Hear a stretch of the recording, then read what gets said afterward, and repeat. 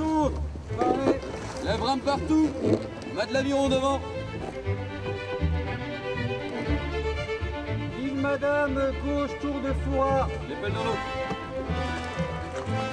52 degrés, 12 minutes. 22 pieds. 22 pieds.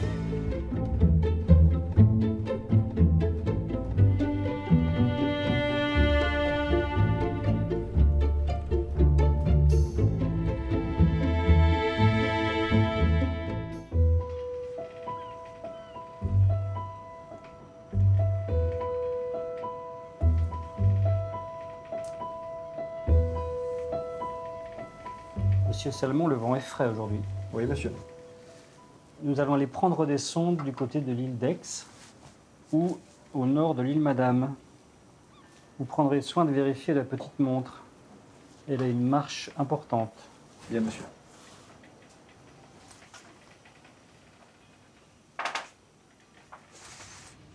Effectivement, monsieur. Une marche aujourd'hui de 3 secondes. Bien, notez-le.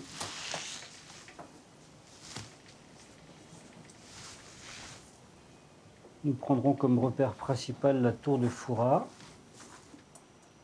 Tour de Foura, droite, île Madame. 55 degrés. Tour de Foura, droite, île Madame, 55 degrés.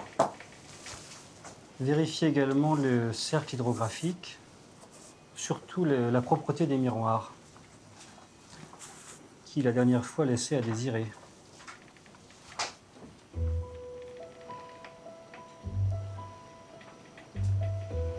Et les miroirs sont parfaitement propres. Très bien. Vous pouvez prévenir Monsieur Jaouen que nous pousserons du bord dans la chaloupe dans 30 minutes. Bien, monsieur. Une fois que la topographie de la côte a été établie, il convient de prendre des sondes. Il s'agit de mesurer le fond de la mer afin de déterminer avec précision l'emplacement des roches qui seraient dangereuses pour la navigation. Bien. Monsieur Salmon, la marée n'attend pas. Allons-y. Très bien, monsieur.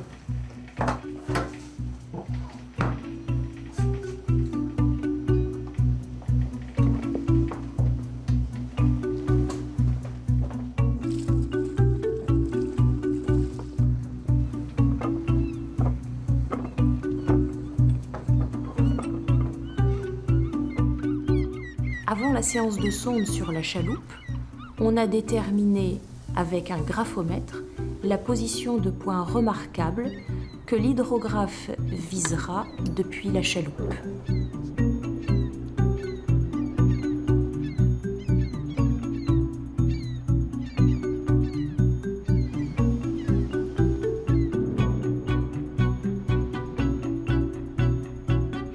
Fort et net, 80,07. Les ingénieurs hydrographes construisent une chaîne de triangles et se déplacent de proche en proche afin de couvrir tout le littoral. Cette chaîne de triangles s'adosse à la grande triangulation de la France réalisée par les ingénieurs géographes depuis le milieu du XVIIIe siècle.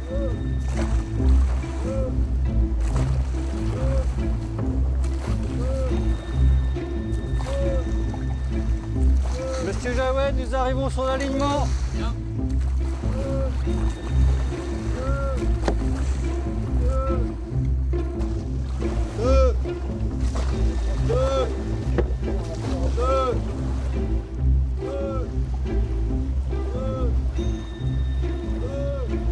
Le plomb de sonde est creux et dans le creux du plomb de sonde, l'homme de sonde a disposé une petite couche de suif qui permet de récolter un échantillon du fond de la mer.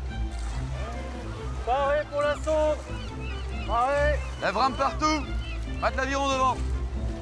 Les pelles dans l'eau. Île Madame, gauche, tour de Foura. Nous sommes parés, monsieur. Très bien. 52 degrés, 12 minutes. 52 degrés, 12 minutes.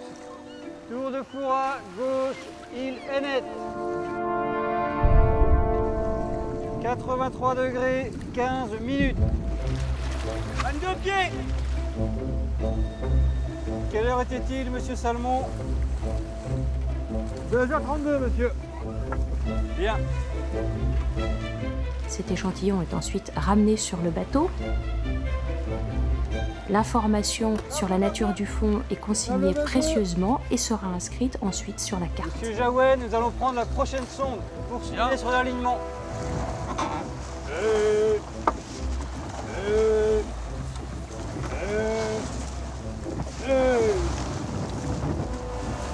Île Madame, gauche, tour de Foura.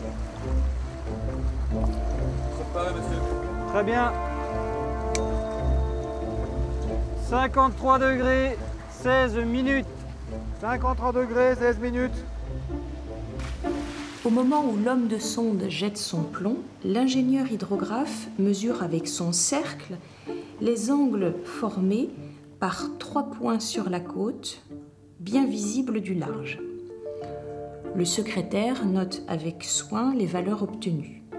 Le soir, de retour à sa table de travail, il trace 2 cercles, l'un passant par A et B, le deuxième par A et C.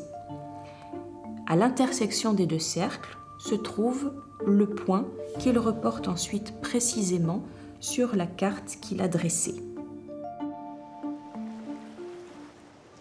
Monsieur Salmon, 52 degrés, 12 minutes. 52 degrés, 12 minutes. Un hydrographe va faire plusieurs stations à des points particuliers du littoral et notamment sur des points élevés qui se verront bien de la côte. Monsieur Salmon, dessinez-moi une vue de côte. Des clochers, des tours, et également des rochers en pleine mer.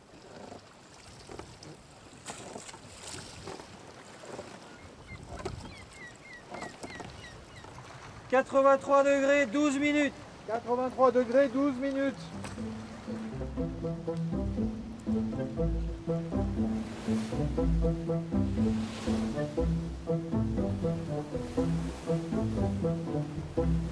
Il ne suffit pas de mesurer le fond de la mer à l'aide de la sonde.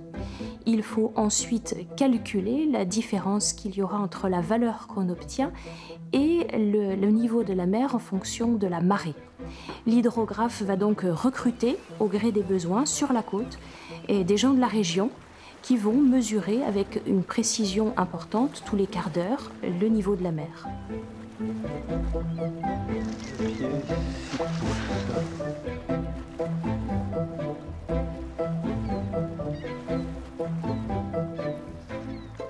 Les observateurs de marée viennent ensuite, auprès de l'équipe des hydrographes, remettre leurs observations. Les hydrographes vérifient soigneusement que les observations soient cohérentes, puisque de là dépend la précision des sondes que l'on va inscrire sur la carte.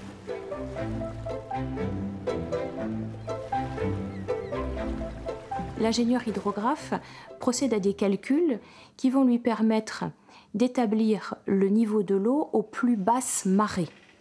Donnez-moi la valeur de la première station. Île Madame, droite, tour Foura, 19 degrés, 20 minutes.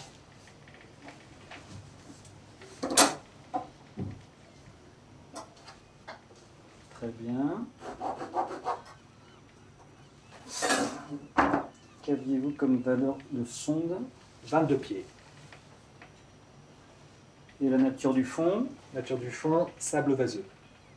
Très bien. Deuxième station. Île Madame, droite, fort et net, 56 degrés et 12 minutes. Bonjour, messieurs. Bonjour, Monsieur monsieur Nazaire. Nazaire. Nous vous attendions. Voici mes mesures.